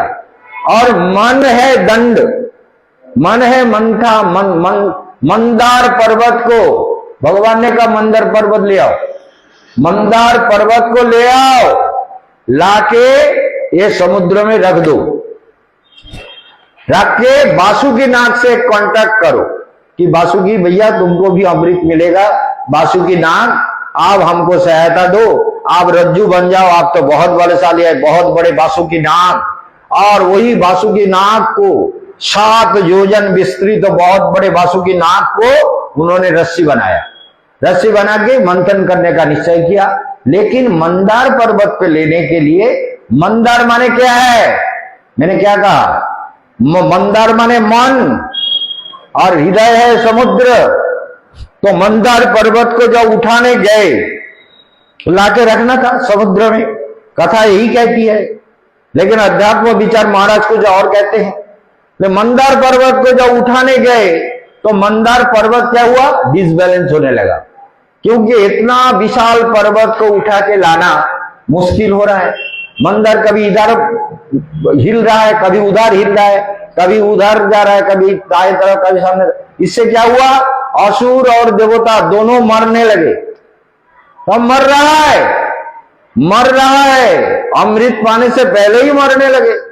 बोले प्रभु नारायण आप प्रकट हो जाइए, आपने जो कहा था वही तो हम कर रहे हैं। अब हम लोग अगर ये मंदार पर्वत के दबाव में हम मर गए तो फिर हमारा ये अमृत पाने का, ये कोशिश, ये रत्न मिलने का रास्ता कैसे होगा प्रभु? क्या होगा? आप हमको कुछ रास्ता दिखाइए। तो भगवान प्रकट हो गए, गरुड़ के पीठ में भगवान आए।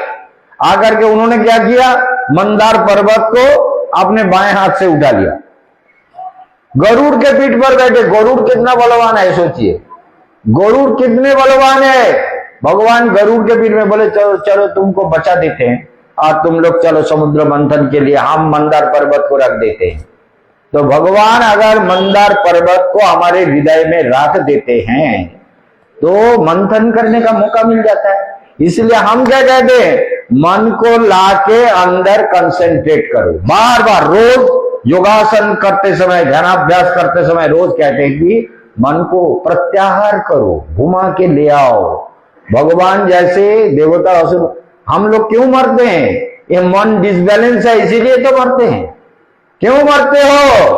बोले डिसबैलेंस है मन, कभी कुछ चाहता है, कभी कुछ चाहता है, कभी पैसे के पीछे दौड़ता है, कभी दुश्मन के पीछे दौड़ता है, कभी सुख के पीछे, कभी दुख के पीछे, कभी अपने के पीछे, कभी पराये के पीछे। ये सारा प्रॉब्लम मन का है संसार में। तो इसलिए मन जो है डिसबैलेंस हो रहा है, इधर उधर हो रहा है। समझ लीजिए ये मन भयंकर है। कोई कहता है अरे मन ठीक है तो सब ठीक है। अरे बेटा तेरा मन ठीक हो गया? ऋषि मुनि ऋषि अपने मन के ऊपर विश्वास नहीं करते, वो भी विश्वास नहीं करते। मन के ऊपर विश्वास मत करो। दुर्वार इंद्रिय करे विषय ग्रहण, इंद्रिय दुर्वार है, उसे रोक नहीं सकते। विषय के प्रति आकर्षण है। ना जाने कितने जन्मों से तुमने यही सब प्रारब्ध संचय किए हैं, यही सब प्रारब्ध संसार का संचय किया जो तुम्हें परेशान कर रहा है, जो तुम्हें दुखी कर रहा है। यही प्रारब्ध है, यही तुम्हारा दुखों का कारण है और कोई कारण नहीं।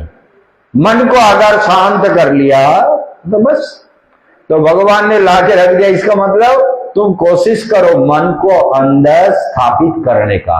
मन दिन भर दौड़ता रहता है, भागता रहता है, कहां जाता है कोई ठिकाना नहीं। अमेरिका का नाम ले तो अमेरिका चला जाता है, कहीं किसी जगह का नाम ले तो अरे कोई भी यंत्र पृथ्वी में ऐसा आविष्कार नहीं हुआ।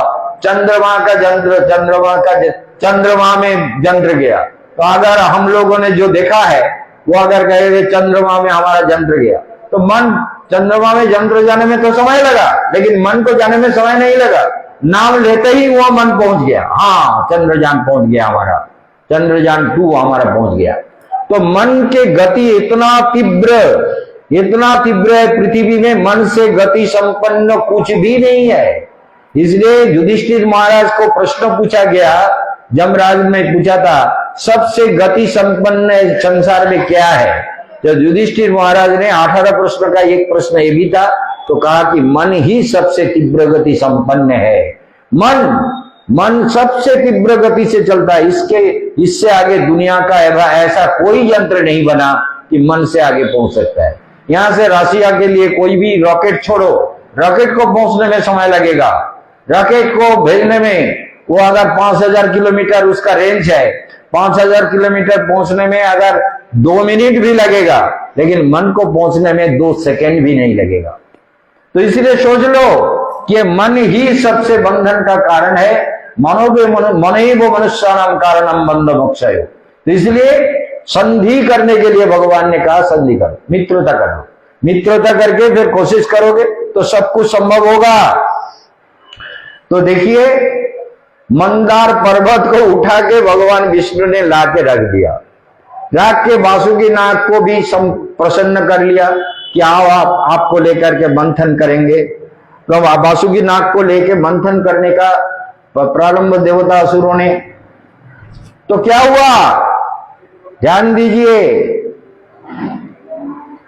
उसमें बहुत सारी कथाएं आती है। हम अगर सब कथा उठाएंगे, कौन पैर ले, पूछ के तरफ कौन पकड़े, सिर के तरफ कौन पकड़े, ये भी विवाद हुआ।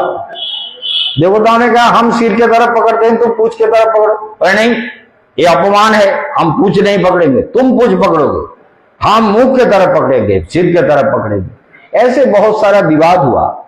ये संसार का विवाद है, यही संसार में सारे दुखों का कारण है, जड़ है। जीव इसी के लिए दुखी होता है। और वासुकी माने बुद्धि और मंदार माने मन। मंदार पर्वत मन है और वासुकी माने बुद्धि है। बुद्धि रूपी रज्जु, रस्सी के द्वारा हम मंथन करते हैं।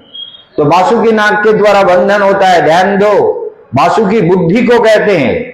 तो इसलिए यह मंथन हुआ, मंथन शुरू हुआ। लेकिन क्या प्रॉब्लम हुआ, वो मंदार पर्वत जो लाके भगवान ने रखा था, वो धीरे धीरे नीचे की ओर जा रहा है, नीचे जा रहा है।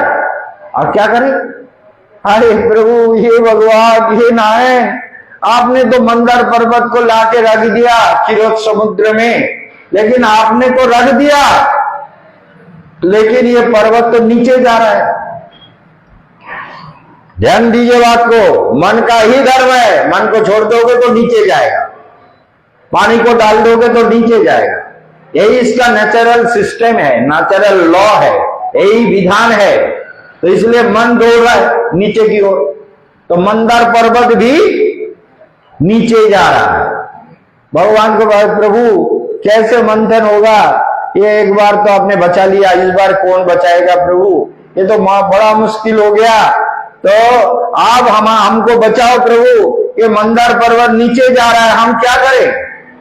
भगवान से प्रार्थना करने लगे, ओम नमो भगवते वासुदेवाय।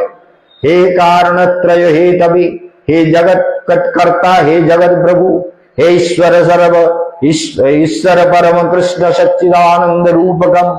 हे ईश्वर परम कृष्ण, हे प्रभु, हे जगत पिता, हे सबके आधार, सबके आराध्य देवता, आप कुछ रास्ता निकाल।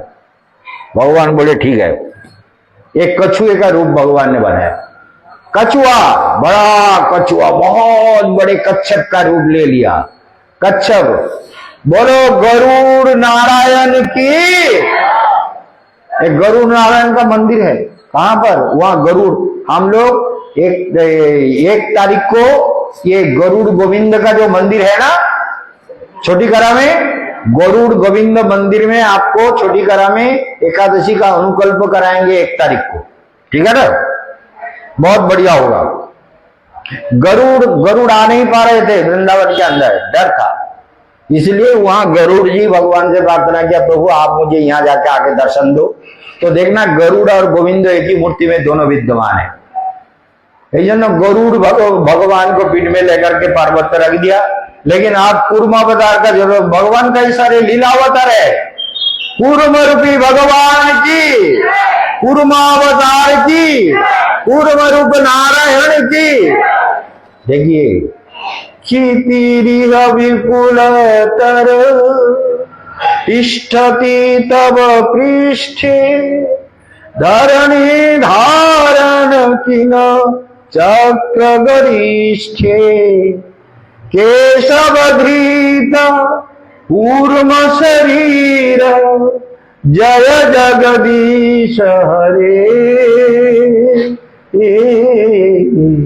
जय जगदीश हरे। बोलो केशवधृत कूर्म शरीर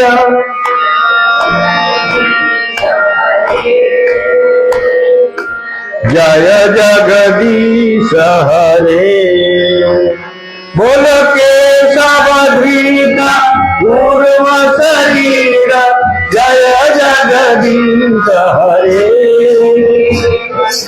जय जगदीश हरे। बोलो जय जगदीश हरे, जय जगदीश हरे। बोलो जय जगदीश हरे, बोलो जय जगदीश हरे, जय जगदीश हरे। बोलो जय जगदीश हरे। क्या हुआ? भगवान कछुओं का रूप लेकर के मंदार पर्वत के नीचे चले गए, जाके आधार दिया। इसलिए आचार्य कहते हैं कि ये जो मन रूपी पर्वत है इसको बैलेंस करना मुश्किल है। ये मंथन करने नहीं देगा, ये नीचे चला जाएगा, ये नीचे की ओर भागेगा। कामना, वासना, भोग, तृष्णा, विषय, संपत्ति, सुख, समृद्धि की ओर भागेगा। तो क्या करोगे? बोले कूर्म अवतार अर्थात गुरु कृपा और साधु कृपा और भगवत कृपा, अगर तीनों का कृपा हो जाए, गुरु कृपा करे, साधु कृपा करें और भगवान भी कृपा करें, तो उस कृपा के आधार कछुए के रूप में हमारे मन को बैलेंस कर देता है। हम निष्कपट भाव से जब उनकी कृपा को चाहते हैं कि कृपा करिए प्रभु, ये संसार में मन तो चलायमान है, ये चलायमान मन को शांत कर दीजिए, आपके भजन में लगा दीजिए, ये मन आपके भजन में लग जाए, यही हमारा जीवन का लक्ष्य है। ऐसा प्रार्थना करते हैं तो क्या होता है? वो हमारा मन बैलेंस हो जाता है, फिर हम तपस्या करके भगवान की कृपा को प्राप्त कर सकते हैं। इसलिए ये दिव्य जीवन मिला है तपस्या करने के लिए। देवताओं ने मंथन शुरू किया, तो मंथन में पहले क्या उठे? उसमें क्या उठा पहले? मंथनम कृत्वा हलाहलम अग्रतः। पहले क्या उठे? बोले जब जवानी में हम मन को मंथन करना शुरू करते हैं ना, टीनेज 13 के बाद मन मंथन शुरू हो जाता है। ध्यान दीजिए बात को। 13 कोई भी लड़का लड़की 13 एज के बाद देखेंगे उसमें कामना, वासना, भोग, तृष्णा वो धीरे धीरे बढ़ती है। इसलिए वो जो मन का मंथन शुरू होता है, कैसे मंथन? बोले टीनेज का मंथन, वो किशोर यौवन का मंथन। फिर क्या वो निकलता है? उसमें कामना वासना के जहर निकलते हैं। इसलिए हलाहलम अग्रतः, पहले जो उठा है वो हलाहल माने जहर उठे, पहले अमृत नहीं उठा।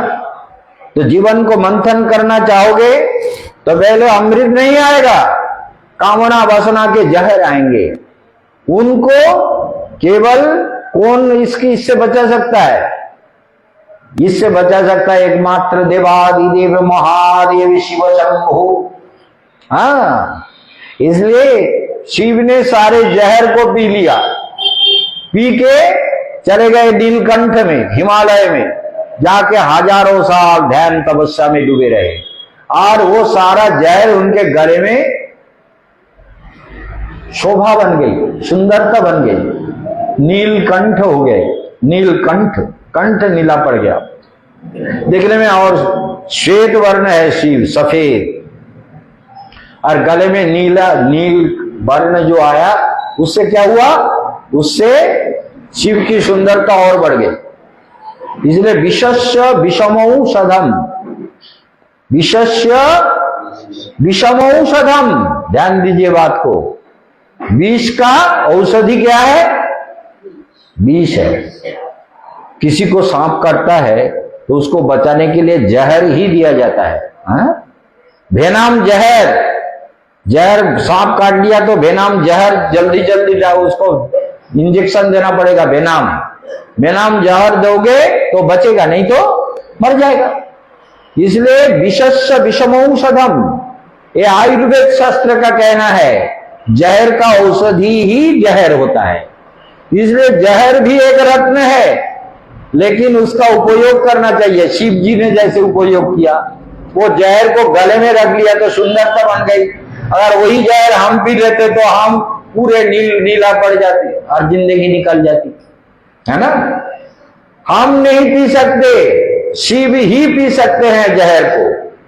इसलिए हम लोग जहर पी के नीलकंठ नहीं हो सकते।